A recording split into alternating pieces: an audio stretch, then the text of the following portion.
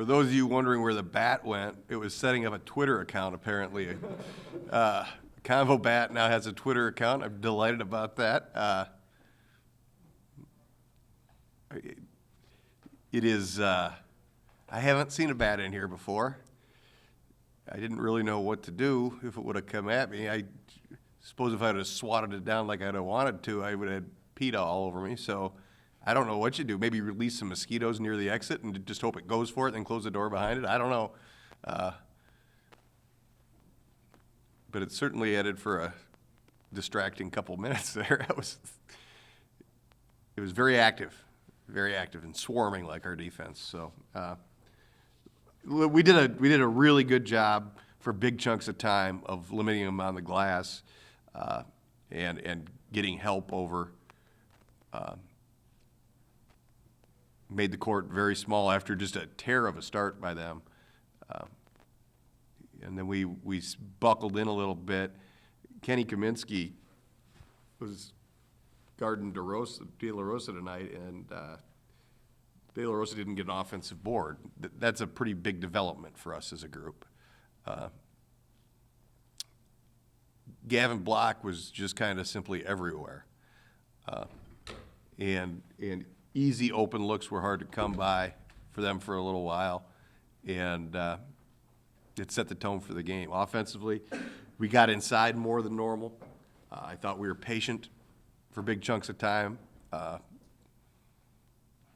we didn't necessarily just take the first three that presented itself. So although we took a lot of threes, we got a lot of points in the paint tonight, more than normal, and I thought that bolstered us a little bit. But very good effort. Jordan Dardis, after Jalen Walker gets going a little bit early, really did a great job of limiting his open looks. So, again, just a solid all-around performance. You don't stop a player like Jimmy Hall or Jalen Walker just guarding him one-on-one, and I thought our help from the margins was very good tonight. Questions?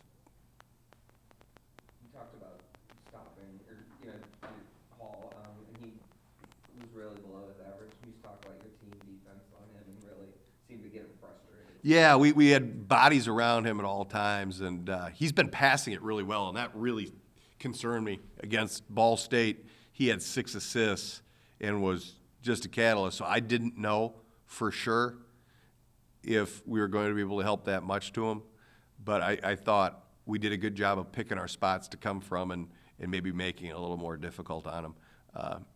We have to play him again, and I'm not necessarily looking forward to it because I'm sure he'll make adjustments and be better, but for tonight, what we threw at him was solid. You came out and hit their first 6 shots. They had high possession, high tempo.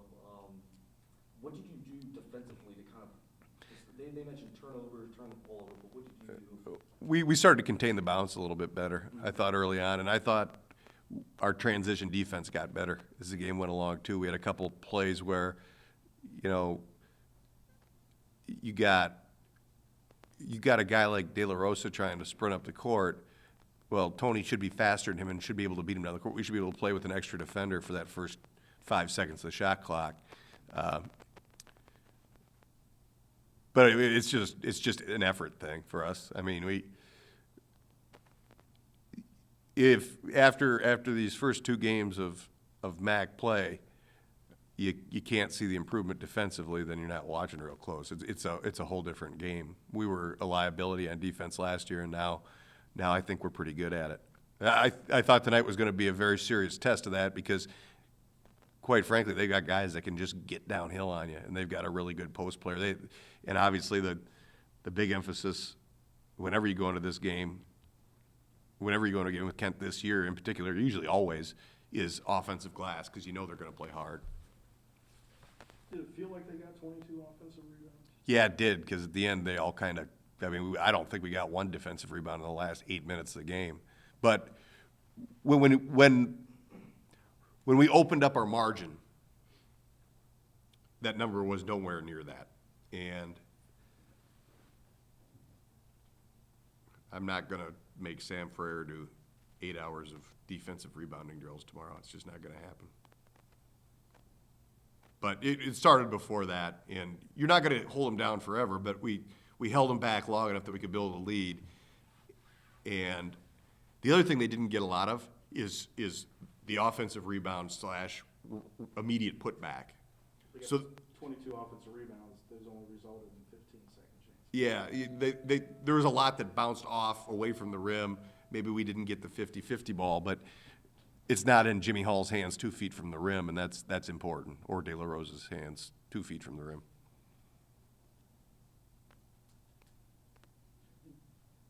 You're 2-0, both blowout wins at home, the defense is better. How do you spin this moving forward?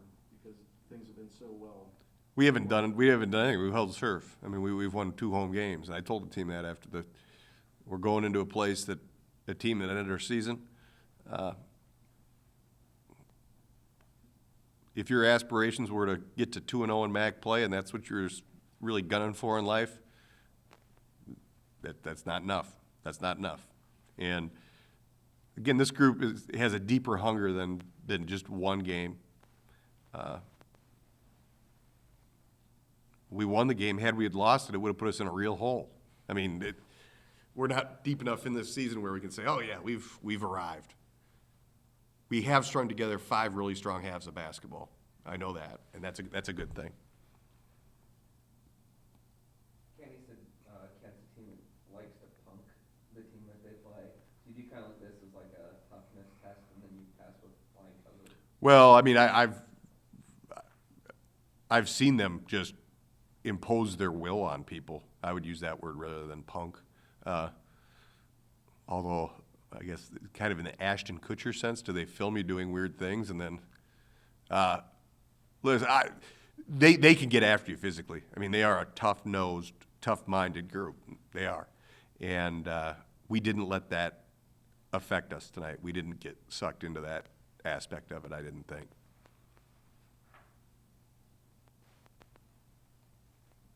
Anything else? What did you think of the constant replay reviews?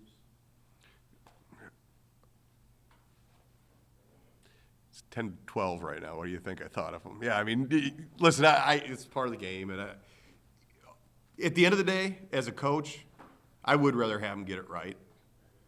But boy, oh boy. You know what it does do? It lets me play Duran 40 minutes or more. Listen, I'm not going to change. I haven't been in this profession long enough to get on the rules committees or do any of that stuff. Maybe someday I will. I'd rather go to my kids' youth basketball games and stuff like that right now anyway. But if the rule's going to be that way, take advantage. I mean, we had a couple where we had a replay a minute before a media. You know what? We don't need to sub as freely in that situation. And more Duran, more Jordy, as much tone as we can keep them on the floor without fouls. It was good for Kenny. But our fans behind the bench sure didn't like him. I can tell you that. They were pretty funny. The players were saying they think it's just part of the game.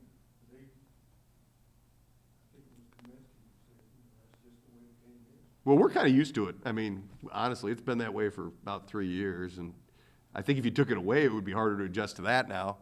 But I also think that in lieu of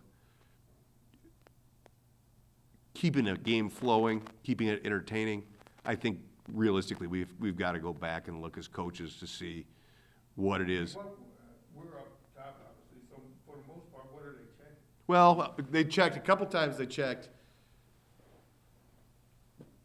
Tony got a shot below the belt. They checked that.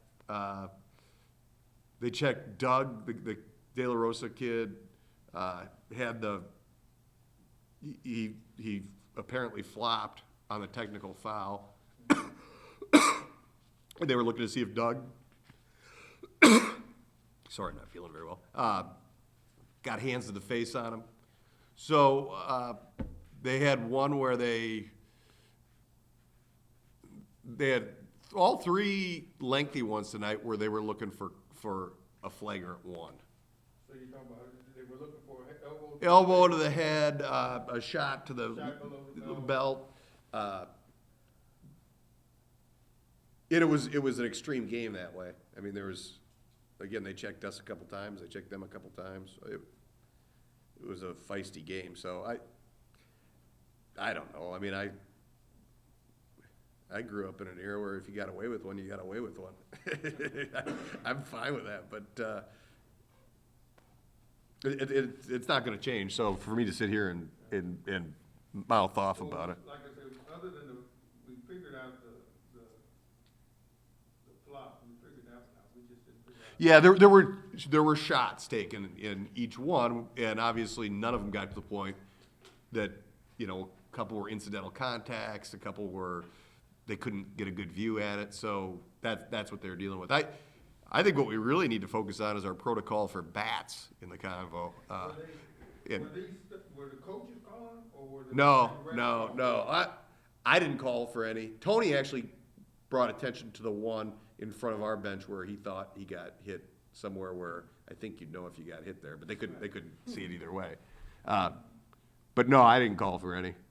If I see something, I'm not afraid to, but usually it comes from the refs where they see contact and they want to see if it's flagrant, excessive, of that nature. Yeah, 'cause I didn't even see the flop, so. Yeah, the kid fell. I didn't see the play. I saw the kid fall, and I didn't know if my guy had caused it or not when they went to the monitor. And the officials said, we're going to look at it. And my guy said he flopped, and the ref goes, if he flopped, it's a technical foul for flopping.